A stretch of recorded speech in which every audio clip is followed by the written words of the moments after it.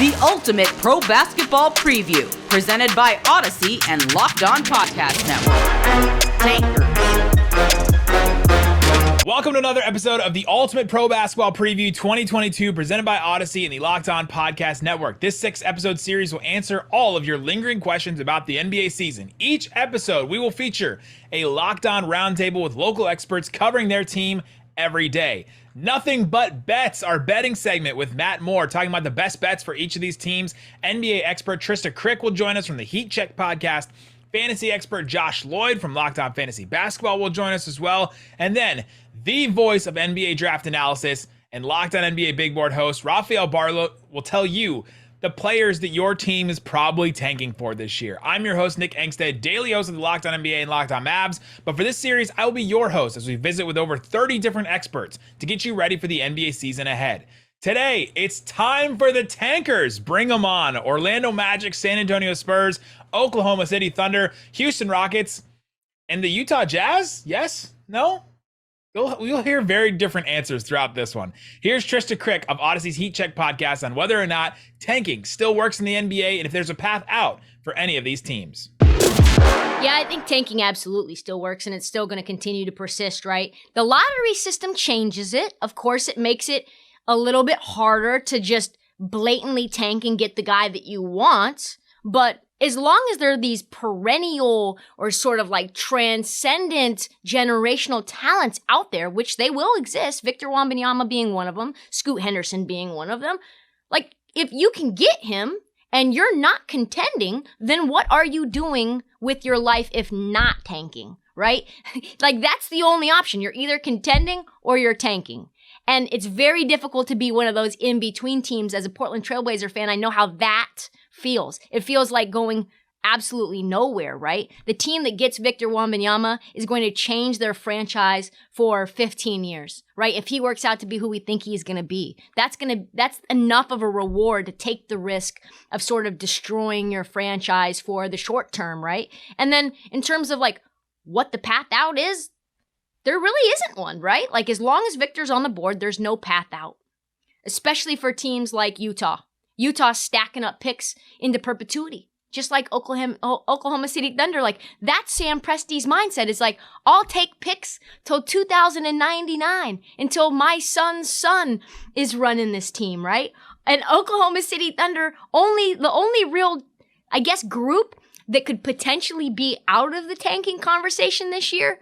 But again, like, if you could imagine a scenario with Victor Wembanyama and Chet on it, I don't even know how you could guard them. The reward, again, is still enough to take the risk, especially considering Shea seems very committed to being on this team. He's not going to ask out. Josh Giddy's still very young.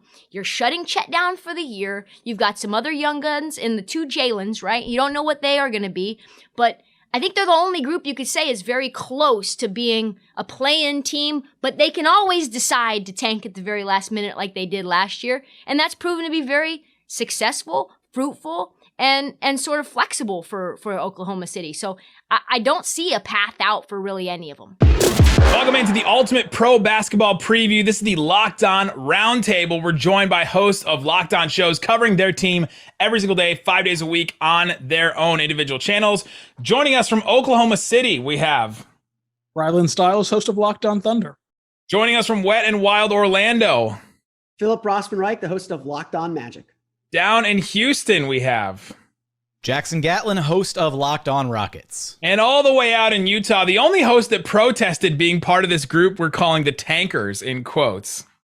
David Locke, host of Locked On Jazz, with a roster that, as currently constructed, would make the play-in game. The play-in game in the West. We all believe that in October, man. We all believe that in October. There are 30 championship teams right now, Rockets included, surprisingly. We're fresh out of 29. media day, so of course. Everyone can talk themselves into a team on media day. But let's start with this, everybody. So we're here in this group we're calling the tankers. We'll put it in quotes for David. It's just the bottom of the NBA. And we know that Victor Wembanyama is the number one. You think Tony East is host of Locked On Pacers, is looking at his Snapchat location, seeing all of us in the same place and feeling like he's left out like a teenage girl who didn't get invited to the party? I think we need to call out Jeff Garcia of Locked On Spurs for ducking us since his team is tanking for the first time in 25 years. Yeah, he's still in denial about it. Okay, like he hasn't embraced the tank quite just yet. Like one of our other co-workers here in this show, I will say. And Koo over at the Locked On Pistons believes they've progressed out of this with the Bojan Bogdanovic trade. Potentially, maybe just the Cade Cunningham rise. It's a wedding gift. At least if you have Cade Cunningham and Tyrese Halliburton, you're moving forward in some direction. But let's start with this. Is tanking still a viable method, or is that even what your team is trying to do right now? Rylan Stiles, we can start with you, host of Locked On Thunder. Are the Thunder still tanking? Is that where we still are? And does it work? Yeah, so number one, the Thunder are still tanking, and as you mentioned before, tanking really only happens like after the All-Star break, so that's kind of when you're going to see it happen. Obviously, things got derailed a bit with Chet Holmgren going down. Their number 2 overall pick from the 2022 draft class was supposed to help them kind of inch out of this phase, but he's out for the whole season. So yeah, they're still going to be at the bottom of the barrel in the Western Conference. Let's see how many teams they can finish ahead of, but it will by no means be a play-in opportunity for the Thunder. But does tanking work? I think it's an absolute yes, especially in the circumstances that Oklahoma City finds themselves in. The Thunder have already done this. They've drafted at the top of the draft 3 straight times. They got Kevin Durant, Russell Westbrook, James Harden, and even with that core, they never could even sign a competent role player to help build that championship roster out. So they can't get free agents at the top or the bottom of their roster. And when you look at the draft, it's only getting deeper with talent as the NBA gets more popular and basketball as a whole gets global and more popular. The drafts are deeper. Haven't even included high school prospects back into the mix yet, which might happen sometime in the future with the new CBA. The drafts are getting deeper. There's more talent than ever in basketball right now, even before we expand the league. I think that it works whenever you look at it through that lens of the talent pool getting bigger. And in small markets, it's your only path to getting a generational talent or to getting an all-star, much less a superstar. Plus, one of the biggest examples of failure is the Philadelphia 76ers because they haven't won anything yet. But you draft a different guy than Markelle Fultz. You draft Jason Tatum and you have Ben Simmons and Joel Embiid and Jason Tatum.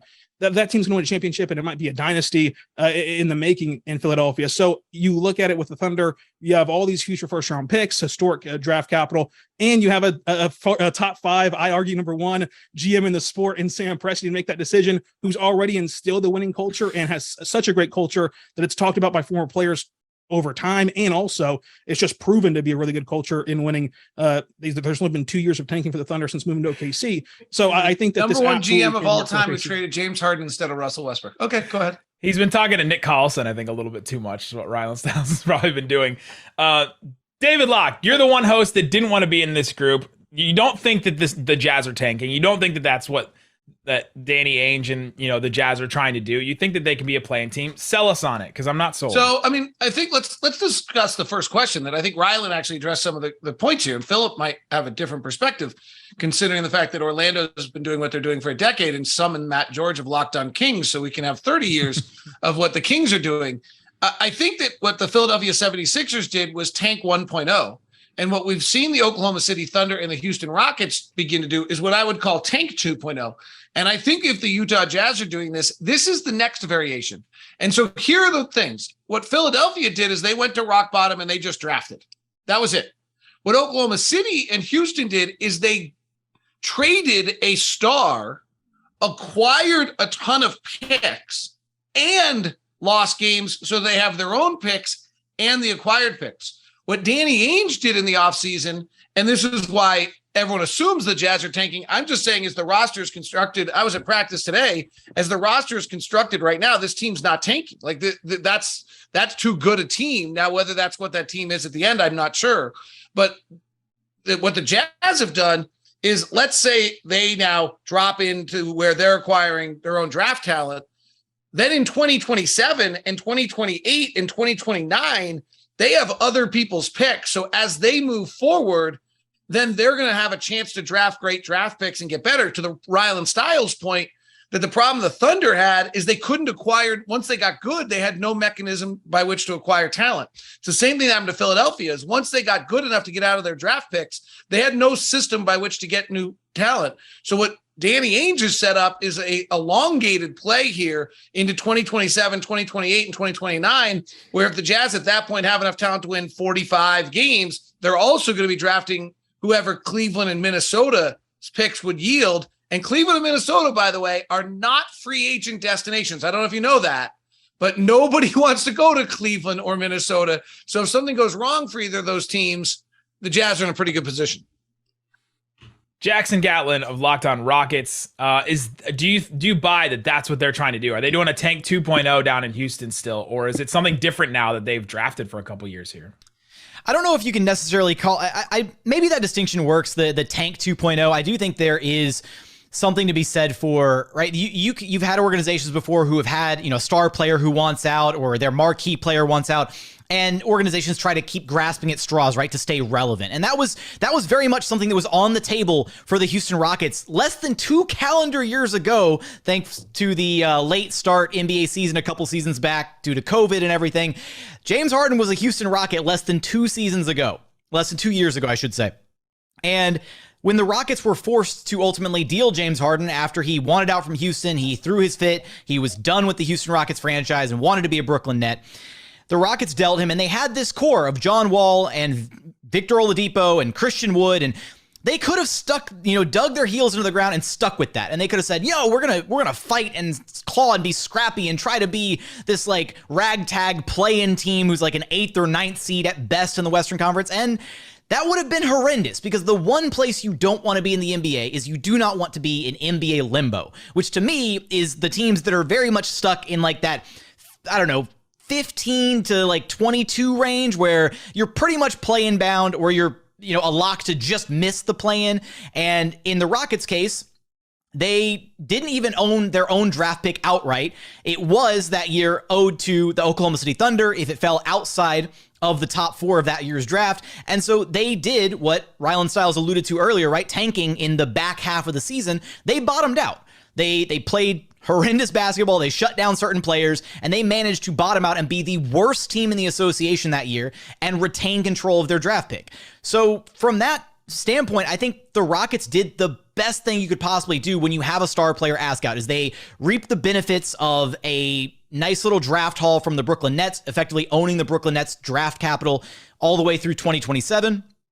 And then they recouped, they held onto that draft pick that year, drafted a young franchise cornerstone type talent in Jalen Green, and they basically did the exact same thing again this past season when they did have outright control of their pick, landing at the 3rd overall selection and drafting Jabari Smith Jr., who looks to be a fantastic prospect. So I think when you look at the NBA, right, you're building a team. There are 3 ways to do it. You can do it via trade, you can do it via free agency, or you can do it via the draft. And it does feel like the draft is possibly the most surefire way to get it done, because you can't really rely, unless you are one of the big marquee free agent destinations, you can't really rely on free agency. There's a lot of teams that miss out on big free agents every single offseason. And then trading, you got to put yourself in position to be able to make a trade. And a lot of the teams here in this tankers group are in position to pounce the next time there is a disgruntled star who wants out from their location. The Jazz. Then why Orlando did you not try to go get Donovan Mitchell? There was not a team that I thought should have made a bigger deal for Donovan Mitchell than the Orlando Magic. I think to all the points that are being made here, that's absolutely right. It's about being in position to go make that big move. And David, you're absolutely right. I thought the Orlando Magic were in a good position to go get Donovan Mitchell, but I think the one part of the puzzle that's been missing throughout this whole conversation, we talk about kind of the mechanics of why teams decide to bottom out, how teams position themselves for the future. The last part that's missing is the culture part. Rylan talked a little bit about it, but being here in Orlando, the way teams rebuilt, or the kind of mode that teams rebuilt when the Magic traded Dwight Howard 10 years ago, was go get some nice young players, get a few draft picks, bottom out and use your own picks to get good. And the Magic's plan was very much similar to what Oklahoma City's plan was and how they built the Durant, Westbrook, Harden group. In fact, I think the Magic even had the same picks, 2, 4, and 5 that got Durant, Harden, and Westbrook. But they ended up with Victor Oladipo, Aaron Gordon, and Mario Hezonja. A little bit different. And that's why I think tanking, tanking to me, just going all out in hopes of getting the number 1 pick, even if it ends up being the fourth or fifth pick, to me, I have never been a proponent of tanking. And I'll get back to the Donovan Mitchell thing here in a minute. I've never been a proponent of tanking because it didn't work in Orlando, because you still have to end up drafting the best players. You know, David can tell you, Donovan Mitchell should not have been the 15th pick in that draft. There are always good players throughout the draft. Giannis was picked, Giannis is a special talent, obviously, but Giannis was picked 15th. My favorite little stat nugget that I love throwing at fans who are just like, oh, we got to tank, is there have only been 3 players that have been drafted first overall that won the championship with the team that drafted them since 1997. That's Tim Duncan in 1997. Obviously, just a very special person. We miss you, Jeff. Jeff Garcia of Locked On Spurs. And the other 2 are Kyrie Irving and LeBron James, who left and came back to Cleveland. That was my mic. Those are the only literally dropped his mic on that. Literally dropped my mic on that one. That there are literally only 3 players drafted number 1 overall since 1997 that have won a title with the team that originally drafted them. There's a lot of number 1 picks that have won titles. Obviously LeBron's won titles different places. Anthony Davis won a title in Los Angeles. But to me, it can't just be about the number 1 overall pick. It's got to be about the whole team. And so circling all the way back around to my original point that I want to make here, it's got to be about the culture and building a culture of winning and building a culture that is focused on winning and doing the right things. And so Do we really buy this? No, so David, to your point, I know Philip. Philip really does. I don't buy. I do. Here's what I don't buy. Like, you know what culture is? Winning. Giannis. Yeah. So David, like Luka might be culture in Dallas. To that Steph point, Curry's culture. Exactly. But to that point, then this Magic roster is just so young and so inexperienced and hasn't really done anything. I always had the feeling that you bring in a guy like Donovan Mitchell, who he immediately raises the bar. Like he would be a culture setter for this team. But is that Magic team, this current roster, ready to do their part to lift him up? And the minute you make that trade, the minute you make that star trade, your clock is ticking. You have Donovan Mitchell has 4 years left on his deal. You have 4 years to be a championship contender, not just a good team, a championship contender. Or you're going to lose him, and all those draft assets. We saw how much it costs to be in business with the Jazz this offseason. You lose all that future capital. And if your team's not ready, then you're gonna fall flat on your face. So it might be a fun 4 years, but then you go back through the ringer again. To me, the Magic are maybe a year or 2 away from doing that. But you're right, absolutely right.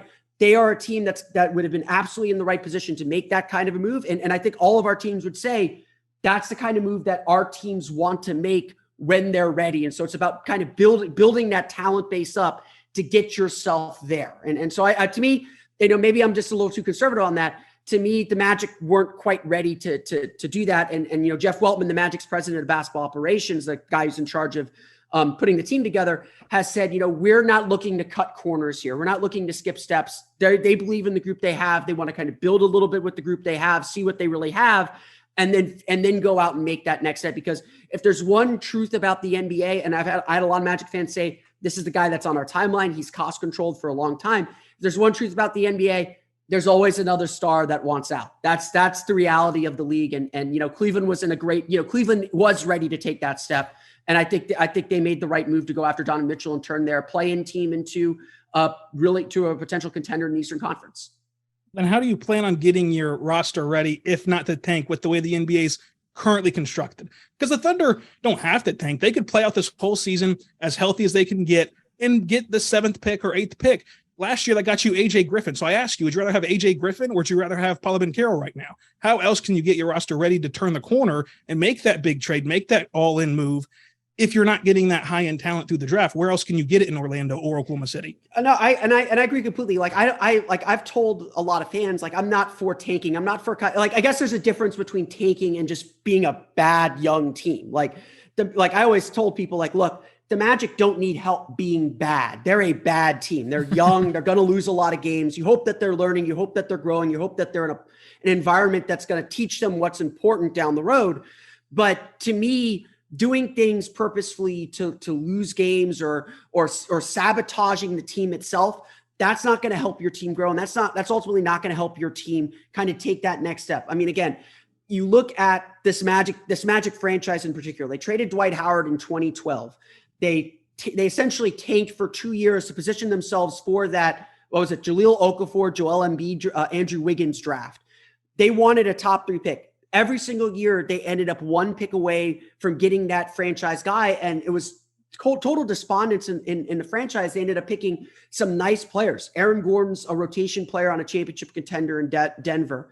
Nikola Vucevic became an all-star guy that they got in the Dwight Howard trade. Victor Oladipo, before his injuries, was an all-star player in Indiana, was a great supporting player in Oklahoma City for that 1 year.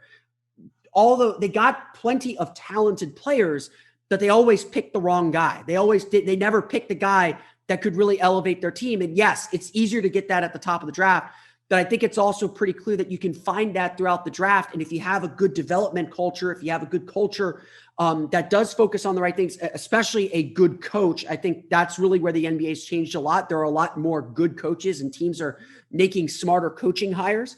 If you have a good coach that can foster the right energy, then you take that next step. What it feels like is there's just a lot of it boils down to timing and luck to a certain degree, because if you hit, right, maybe you hit 1 year and you've got that one really solid player, right? Maybe they're not a tier 1 superstar like a Luka or a Giannis or whoever, but they're all-star caliber. They're solid. And they raise the floor of a team to a certain degree.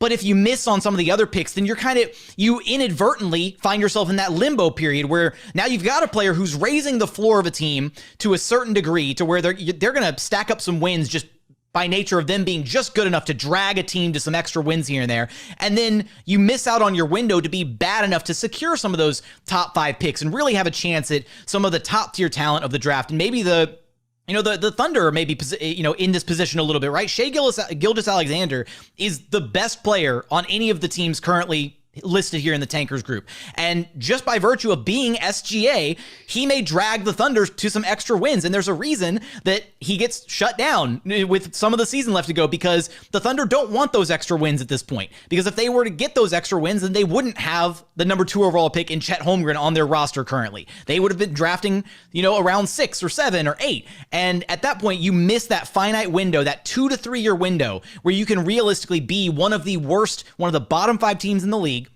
and have a legitimate shot at accruing that top-end talent at the top of the draft. And then once you've been bad for a couple years, once you've been bad for a handful of seasons and really been bad, like full force been bad, then you can start taking the steps to trying to improve. Maybe you're looking at signing a big free agent. Maybe you make a splash and you trade for that disgruntled star as that young core is kind of coalescing and growing and becoming ready to actually compete at the NBA level.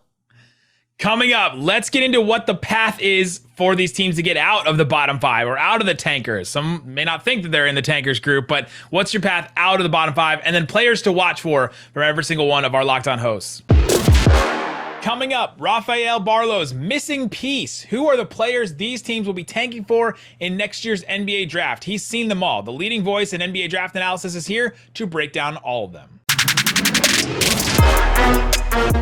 2023 NBA draft class is loaded with talent, and I expect to see a lot of teams competing for the worst record to have an opportunity to select France's Victor Wembanyama. Why? Because he is a 7'5" shot-blocking three-point prodigy that LeBron James has labeled an alien. Now, Scoot Henderson from the G League Ignite is not a bad consolation prize for the team that will be picking second. He's the epitome of your modern NBA guard with the perfect blend of size, strength, athleticism, scoring, and playmaking. Now, Orlando, San Antonio, and Oklahoma City are expected to be near the bottom of the standings, and I am anticipating some of the most creative tanking lineups in recent memory, which will help increase the ping pong balls on lottery night. Now let's start with San Antonio. The Spurs are actually my pick to finish with the absolute worst record in the NBA, giving them a great chance of landing Victor Wembanyama, who would be the ultimate prize, and give the Spurs fans hope that their days in the lottery, which is something that they're not used to, but give them hope that their days in the lottery are over after being a championship contender for what seemed like 25 years. The Spurs traded DeJounte Murray this offseason, So there is a need at point guard should R.C. Buford decide to shock the world and choose Scoot over Victor with the top pick. But that is if San Antonio wins the lottery. Orlando won last year's lottery and selected Duke's Paolo Banchero with the top pick. Banchero is my choice to win Rookie of the Year. But the Magic have a lot of young talent, but are still expected to have a very long season, which I'm guessing is going to be around 50 losses. And no matter who Orlando selects, there will be overlapping skill sets. They even have a poor man's Victor Wembanyama in Bol. However, Baylor's Keontae George would be a good option if Orlando falls outside of the top 5. He's a sweet shooting combo guard that will provide scoring punch and floor spacing for Banchero and Franz Wagner. But he'd be in a logjam at guard with Cole Anthony, Jalen Suggs, and Markelle Fultz. I mean, Orlando just has so many guys that play the same position, so many overlapping skill sets. Now, as far as the Houston Rockets, their fans have to be absolutely thrilled with their rebuild so far. Jalen Green looks to have superstar potential, and Alperen Sengun showed flashes as a rookie. Enough flashes that some people have compared him to Nikola Jokic. Then there's Jabari Smith and Tari Eason from the 2022 NBA draft class, and they have impressed. Even though it's a small sample size, they have been impressive in Summer League and in preseason games. Now, if you add Wembanyama or Scoot, you add that to that mix, and that will immediately make Houston Rockets a League Pass favorite and a fan favorite. But Amen Thompson from Overtime Elite could be a good fit in pairing next to Jalen Green. They would be exciting and potentially the most athletic backcourt ever. Villanova's Cam Whitmore would be a little bit redundant with Eason and Smith, but he would be in their projected draft range. But depending on Houston's plans for Kevin Porter Jr., I think Arkansas's Nick Smith would be the ideal fit if Houston falls outside of the top 2.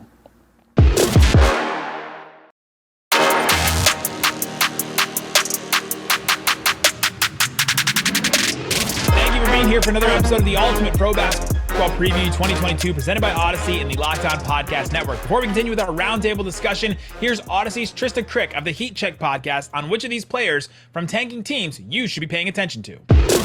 To me, in this group, it's not close. And you could say, oh, it's Paolo, right? And Paolo's the easy answer, let's be honest. Like, if you've never seen Paolo in person, which I'm sure all of you folks on the roundtable have, but it's like he was magnified 1.8 times the size of a normal human being, right? He's not like a stretched out Victor Wembanyama. He's, of course, a talent that's someone you have to watch. But someone that's under the radar for me has got to be Josh Giddy. Just a kid who's absolutely dazzled.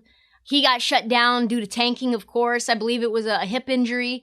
But he's a star. Like, he's got court vision that's impossible to replicate. He's a really elite scorer. He's working on his jump shot now from deep with the San Antonio shot doctor, which I think could really help him and SGA. Now that Chet is out, I think all eyes are going to be on him to have the ball.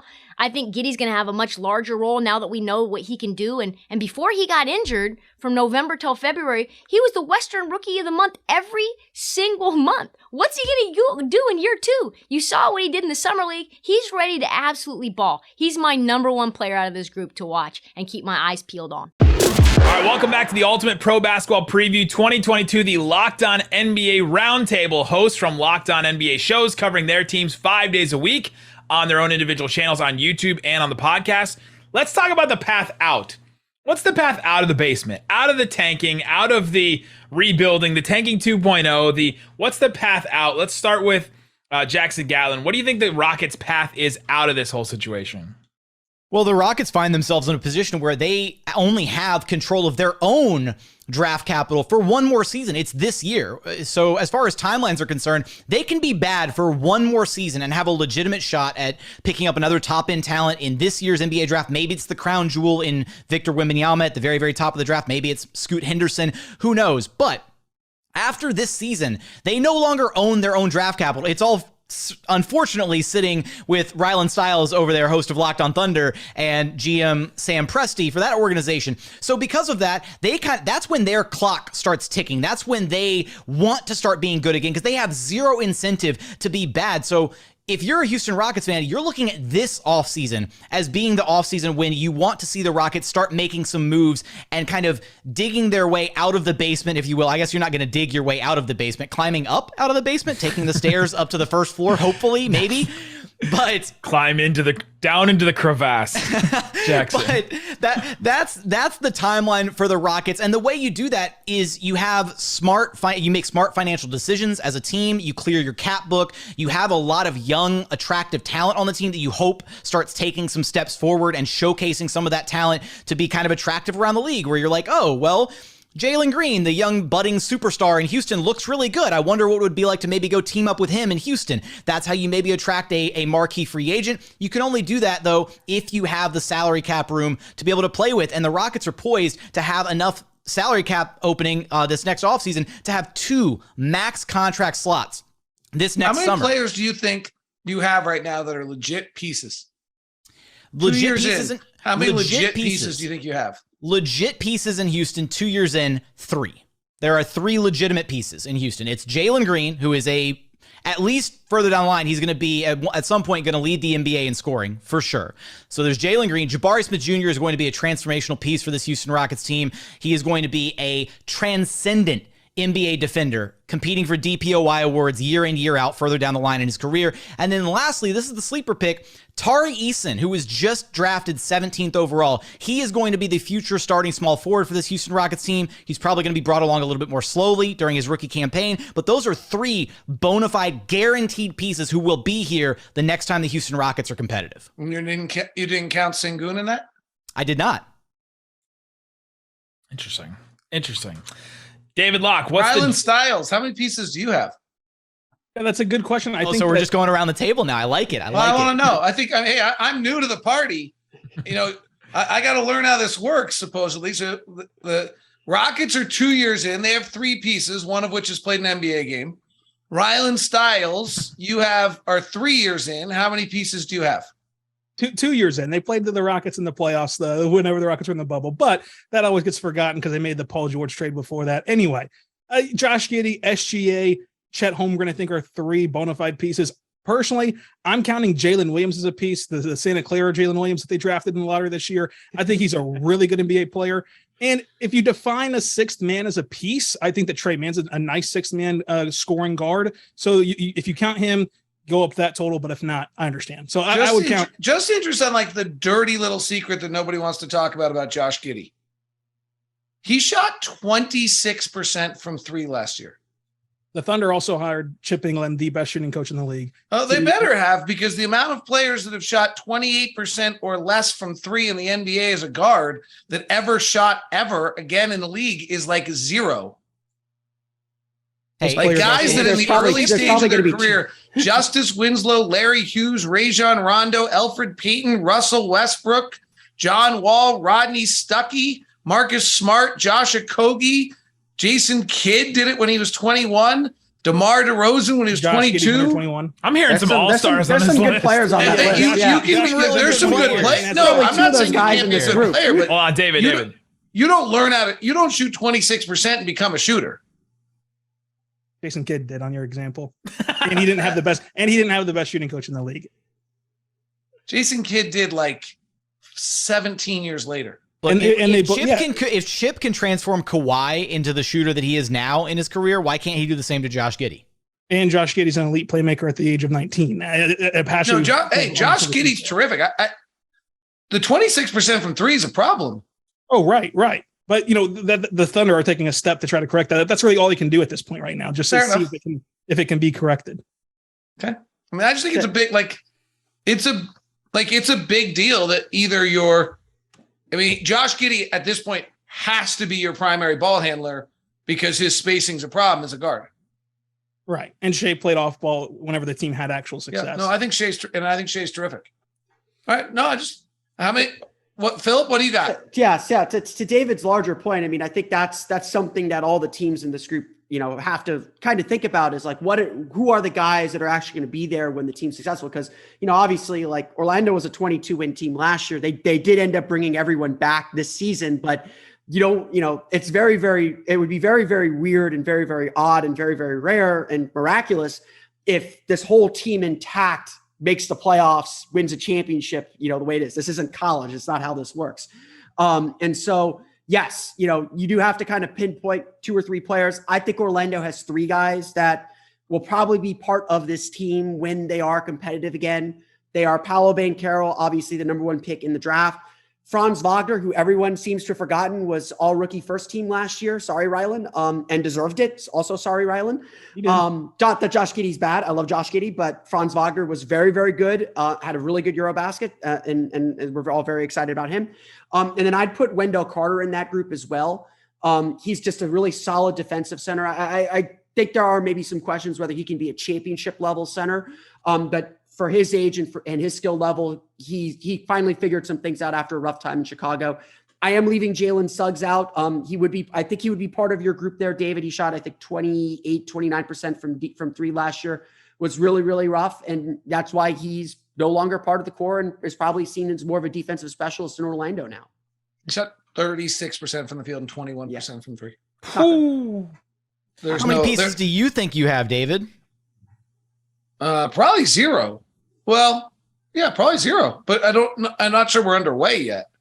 It depends what you think of Larry Markkinen. Like, I think they might be doing it with a little bit older players. And Larry Markkinen is a rotation NBA player who I think very easily could be part of whatever your future is. The Jazz are just at an interesting stage, depending where they are with this, because they're probably 2 or 3 moves away from being bad enough to go get really good draft picks. On the other end, they do have like this collection of players that are 24 years old or younger. So who've actually scored who've actually more so than the group that you've talked about have warts that are NBA established warts. So Colin Sexton has some warts left over. Larry Markkinen has, but they also have actually played. Sexton's a top 10 pick. Markkinen's a top 10 pick. And so you have some pieces there. We'll see whether Abaji, who was the 14th pick of the draft, can play.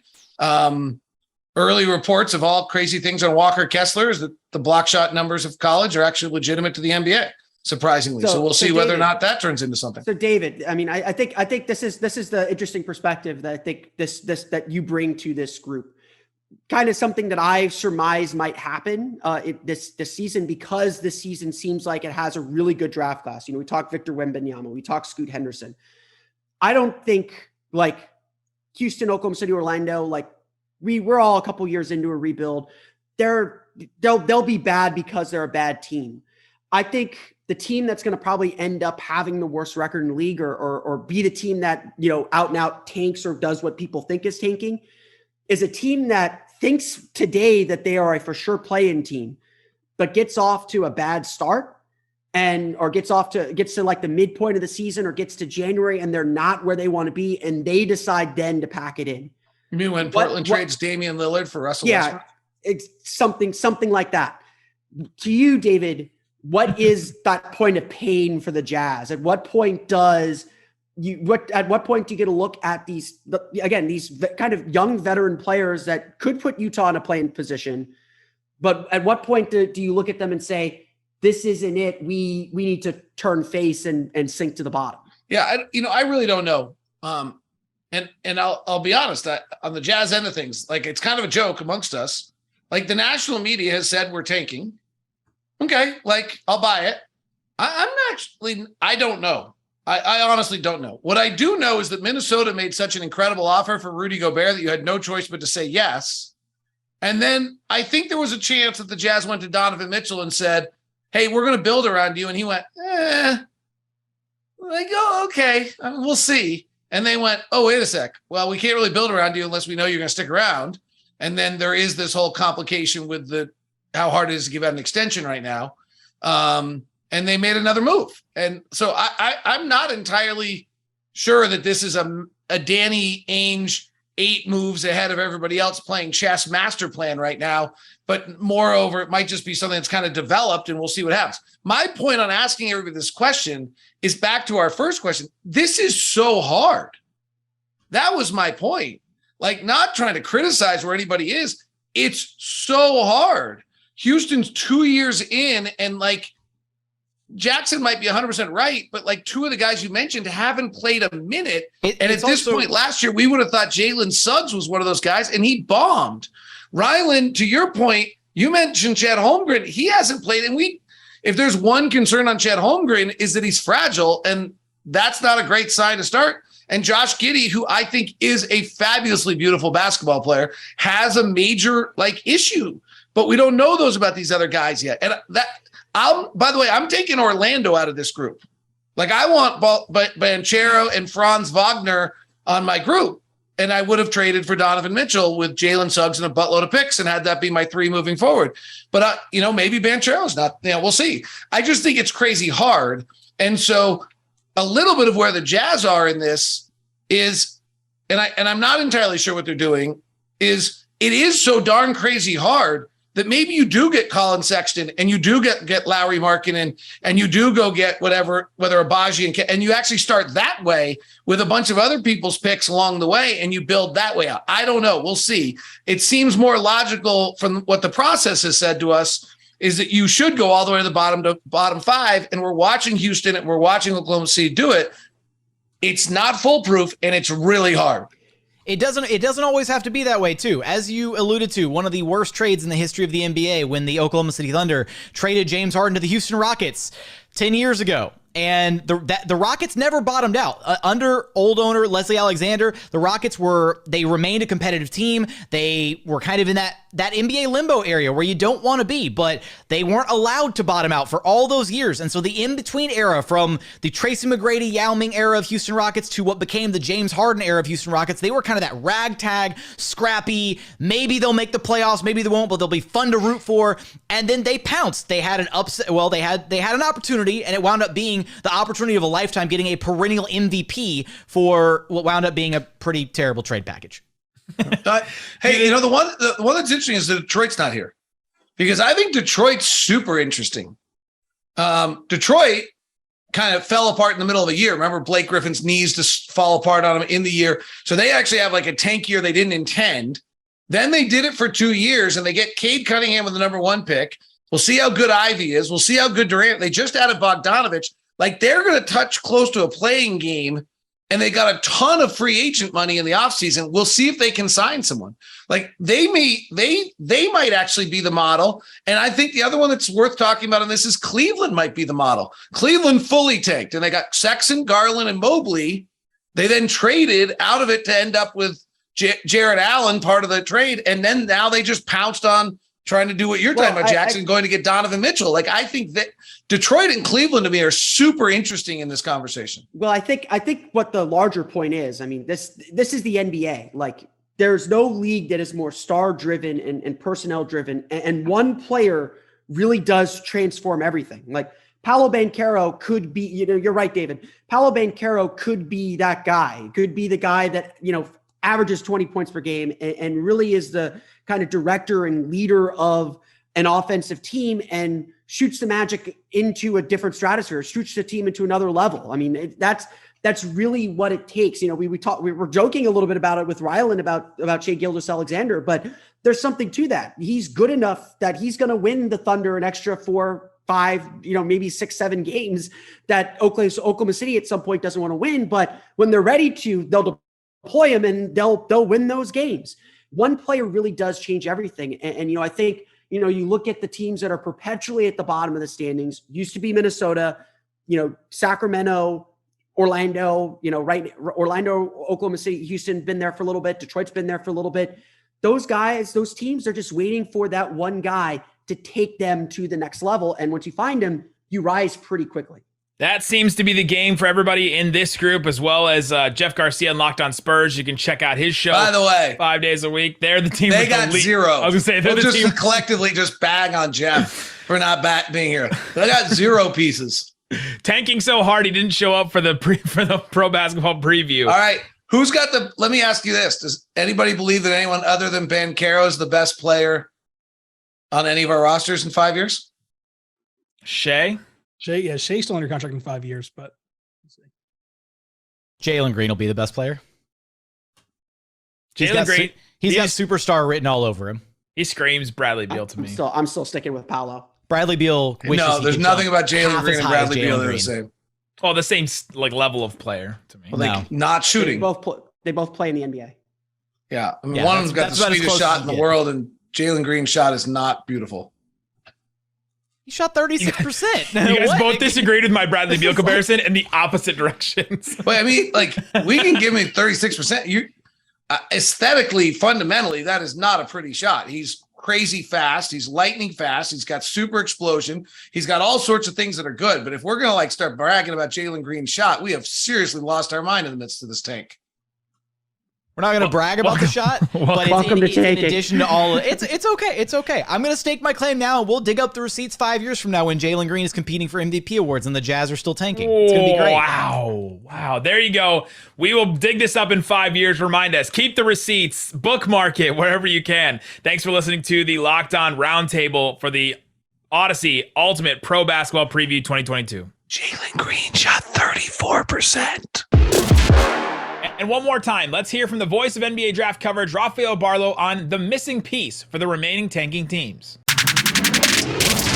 What's up, Rafael Barlow from the Locked On NBA Big Board podcast. Let's talk about the Utah Jazz and the Oklahoma City Thunder. Now, Utah, they basically gutted their roster after trading All-Stars Donovan Mitchell and Rudy Gobert this offseason. The Jazz now have potentially 15 first-round picks between now and 2029. Yes, you heard that correct. 15 first-round picks from 2023 to 2029. And with that type of draft capital, Utah can swing for the fences for the best long-term prospect if they miss out on Victor Wembanyama or Scoot Henderson.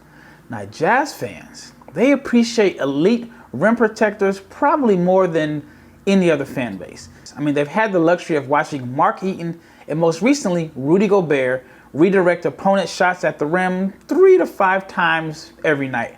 Now, Victor Wembanyama, he's drawn comparisons to Rudy Gobert on the defensive end, but he is considerably more gifted on the offensive end of the floor.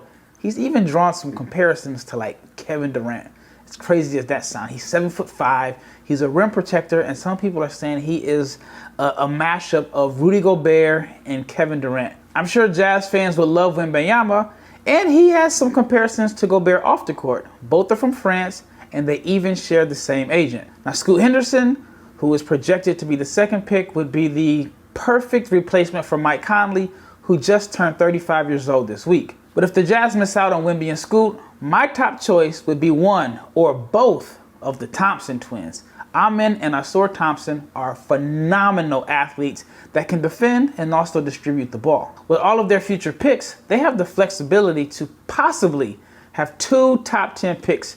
Utah currently has 3 first-round picks in a deep class. And if there's one front office executive that can move up to acquire another lottery pick, it's Danny Ainge, who happens to be running the Utah Jazz. Utah is expected to have a long rebuilding process, similar to the Oklahoma City Thunder, who surprisingly, for some reason it seems much longer, the Thunder are only on year 3 of their version of the process, and we saw how the process went in Philly. But the Thunder have a cornerstone in Shai Gilgeous-Alexander and look to have a future All-Star in Josh Giddy. Unfortunately for OKC, Chet Holmgren, who was selected 2nd overall this past June, is out for the season with a foot injury. But it may not be all that bad for Thunder fans, because redshirting Chet gives him a year to get stronger and have a season been around NBA basketball under his belt before his official rookie campaign. But here's why it also helps. Because the more games they lose, it helps the Thunder in the Wemby and Scoot sweepstakes. The Thunder seem to have their big 3 in SGA, Giddy, and Chet, and a couple other promising pieces to their rebuilding puzzle in Jalen Williams and Ousmane Dieng, who were just drafted in June. In my opinion, the biggest need for the Thunder right now is at center. And Oregon's Kel'el Ware would be a perfect complement to their young roster. He'd also bring additional rebounding, shot blocking, and athleticism to one of the most promising teams in the NBA. Now, I think Chet is a 4. That's why I have Ware as a 5 and think he would be just an ideal complementary fit. Ware has also shown flashes of being able to space the floor and could be a good option if the Thunder fail to land the number 1 pick in the 2023 NBA draft. Up next, it's nothing but bet. How do you make money off of tanking teams? Matt Moore of Locked On NBA and the Action Network will tell you how next. Continuing on the Ultimate Pro Basketball Preview 2022 presented by Audacy and the Locked On Podcast Network. We're joined by Matt Moore of the Action Network for Nothing But Bet. We're talking about all kinds of bets surrounding the tankers, the teams at the bottom, the be bad for Victor Wembanyama teams. Have we come up with a saying? Have we come up with like a cute like rigging for Wiggins saying yet for Wembanyama yet? Whoa for Wembanyama? I don't know. Wassail for Wembanyama. There's gotta be some kind of French word for it. Let's start with the Orlando Magic. 27 is their win total over under this year. Matt Moore, what's the bet on the Orlando Magic? Paolo Banchero, plus 180, rookie of the year. Go ahead. Easy. I mean, look, this is boring and nobody wants to bet it, right? Who wants to bet the favorite for rookie of the year? Overwhelming favorite. The overwhelming favorite. I've seen what I need from him. He showed up at Summer League and he looked huge. Like he looked like a tank. That matters a lot because that's going to help with your endurance. It's going to help with your consistency. And we've seen it in preseason too. They're using him as a primary initiator on ball. The guys that win Rookie of the Year, they're almost always the leaders in points, rebounds, and assists. Banchero is very likely to be the PRA that's combined leader amongst rookies. He's going to play a ton of minutes. He's going to have the ball in his hands, especially with Markelle Fultz out. I think Banchero is still at plus 180. This was 250, 400 when it first came out. There's better value early in the summer. But if you're getting into the market now, plus 180, I still think this is good to plus 125. I think any plus number you're getting, I still think there's value on Banchero with the option. If somebody pops out early in the season, you can start hedging at longer numbers. The Rookie of the Year markets are often slow to catch up. Real quick on the Magic, love the over. It was a max bet before the Markelle Fultz injury. He should be back in pretty short time. I actually really like this team. They were actually 18th in defensive rating last year, which most people are like, what? And teams that were bottom 5 in offensive rating tend to go over the following season in the past 10 years at about a 58% clip. Those teams are the ones that make the leap. It's the bad defensive teams that can't get out of the muck. The defense was surprisingly decent. I'm high on Wendell Carter Jr. I'm very high on Franz Wagner after his Eurobasket. It showed that he's actually improved in a lot of key areas. He was great last season. The depth isn't good. They're still going to be bad, but a low number, still like the value on the over on the Magic, combined with Paolo Banchero to win Rookie of the Year. And no one knows where we stand on Jonathan Isaac at this point. I mean, nope.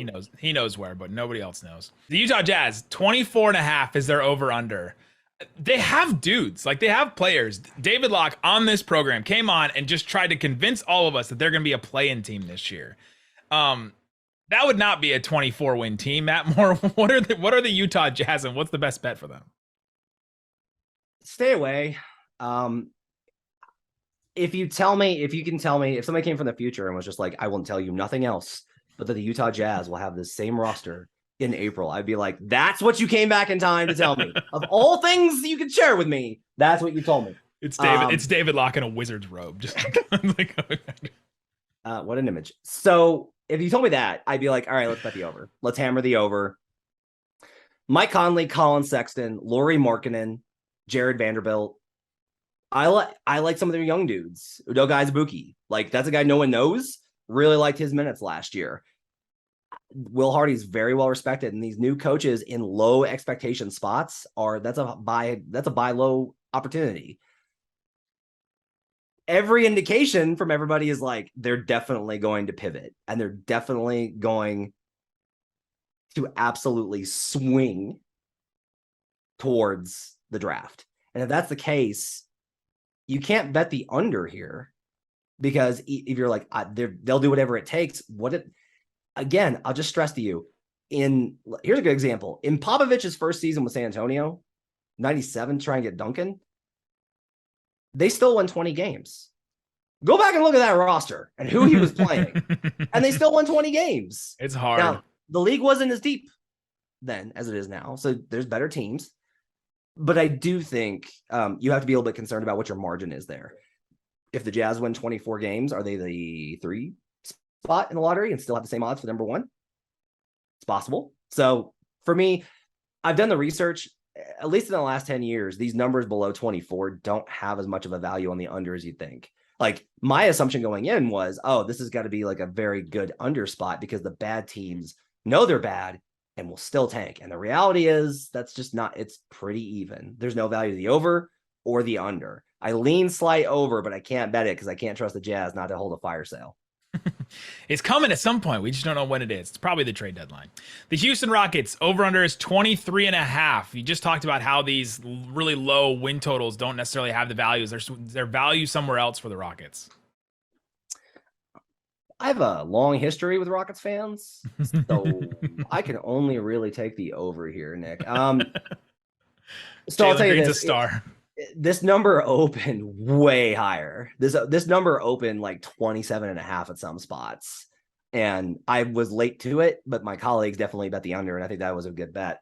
At this number, I do lean over. I did a whole tape review on the Rockets because they're one of those teams that's hard to keep track of when they start, really positioning for the draft late in the year. So I did a whole deep dive. Better than I thought. Kevin Porter Jr., who I'm not necessarily a big fan of, a little bit more creation, tremendous spot up shooter, 99th percentile on pure spot up catch and shoot. He is a lethal catch and shoot guy. Just don't let him dribble. Jalen Green. Their point guard. You don't their point guard group. Yeah. Jalen Green, surprisingly good playmaker. Like, he's got some real chops there. A weird one, Alperen Sengun. I know this sounds insane, Nick. I know it does. If you play switch scheme with him and put him on guards, he'll have 0.88 points per possession on a really decent number of attempts. Wow. When he plays drop, he's awful because he's a twig and people slam into him and he goes flying. But if you put him in up coverage and you let him use his hands and quickness, surprisingly really good. Jayshawn Tate, the numbers with him and Sengun together defensively, little bit promising. Jabari Smith, look, I thought he needed better guards, but if Jalen Green makes a little bit of a leap, maybe that combination works. I think there's a little bit of value to the over. Okay. My buy point would be if this guy ain't lower, but it won't because the other teams are at this range. They're looking for the draft. I can't buy it here. If this guy's a 26.5, and there's like a late rush of money to get us to 23 wins up, which is not going to happen, then I'd still be like, yeah, probably a soft underplay. But at 23.5, I do think this is an overplay. If you want to take an alternate, bet him to make the play-in tournament. You can find that at various spots. I think that there's probably some value there. And that may sound crazy. Here's the X factor. Steven Silas needs to win because if he does not, there's a very good chance he will not have this same job. So I think they're motivated to try and win now. The chemistry seems good. The vibes seem good. I think there's a lean to the over. I'm just not excited to bet it. A team that is not necessarily motivated to win at this point, the Oklahoma City Thunder, same over-under, 23.5. Chet Holmgren will not play this year. SGA will play a certain number of games this year, but what's the play for the Oklahoma City Thunder? Before the Chet injury, it was probably going to be an over. The number was high, but it was still probably going to be an over because if you watch this team night to night, and this sounds crazy because they lost by 70 last year, but if you watch this team night to night, you're just like, oh, this team knows how to, like, if you watch certain teams, like go watch the bottom 3 teams in the lottery last year and then watch the Thunder, right? Like the other 2 teams. If you watch the Thunder, you're like, oh, the Thunder know what they're doing. They're tough out. Yeah. They're well coached. They're disciplined. It's a top down thing in Oklahoma City. They instill professionalism. They're like, we're going to lose, but we're going to lose professionally. And what's more professionally losing than losing by 70? Just once. That was just once, though. Yeah, just once. If you want the value here, talk about a long shot. Okay, again, small play. We're talking about like a half unit play for me. Half unit play for me on Jalen Williams, rookie of the year. Which one? The kid from Santa Clara. Yeah. AALEN. 40-1. Okay. Looks phenomenal. Looks like a beast. He was the guy they knew they were getting Chet. The Thunder were most excited when Jalen Williams was still there on draft night. Santa Clara Jalen. Getting lots of run, gonna get lots of minutes, got some help. Like there's dudes on the roster. Josh Giddy's pretty good. Shea can come back. I genuinely think that there's a little bit of value on Jalen Williams to put up numbers and maybe make a run at rookie of the year as a long shot option if you're looking for it. Wow. The total, I think you gotta stay away. I don't know that the Thunder are as motivated to position for the draft. If they get to the last 20 games and they're at 18, then sure, they're going to make sure they get the number 1 pick, or the number 1 spot in the lottery, rather. But with the odds being flattened and they're still so high on Chet, like Chet was their guy from November of last year through the draft. That was their guy. And I was wrong on that, by the way. I legitimately bet against that outcome and then found out later, they're like, oh yeah, we love Chet since November. And I was like, oh, something that could have been brought to my attention yesterday. I think that there's probably not a lot of value betting the over or under here. If they're within range, what's better than Chet Holmgren? Chet Holmgren and Victor Wembanyama. Like, that's the answer of what's better. But I do think that Shai Gilgeous-Alexander, Josh Giddy, and the youngsters is good enough to get them to 25 wins if they're not actively pursuing positioning. So I can't get to any value here beyond taking a long shot on Jalen Williams, Rookie of the Year. Speaking of no value, the San Antonio Spurs may not have a lot of watchability value this year for a lot of people, but 22.5, they're the very bottom on this list, the lowest win total over under. Is there any value in the under on the lowest over under on the whole list? When Greg Popovich comes out media day and leans into the microphone and says no one should go to Vegas and bet on this team to win a championship, like, this is what I love. The Spurs are not subtle. Like, there is nothing subtle about San Antonio. San Antonio's like, oh yeah, we're so excited about the young guy. Yeah, we really think we can make some noise this year. They're like, nope. I will also say, like, last year, it was really surprising to me. There was a lot of talk that their front office and their organization was ready to pivot towards draft positioning. The players came and said, we want to try and make the play-in. Like, this is important to us. We actually want to compete for the playoffs. And they're like, okay. They respected the players' wishes and played it out and made the play-in. And then they traded everyone. They traded them. And they traded everyone, which were like, you guys could go pursue those dreams on other teams. Look, there's a lot of belief around the league that Jakob Poeltl's probably going to get moved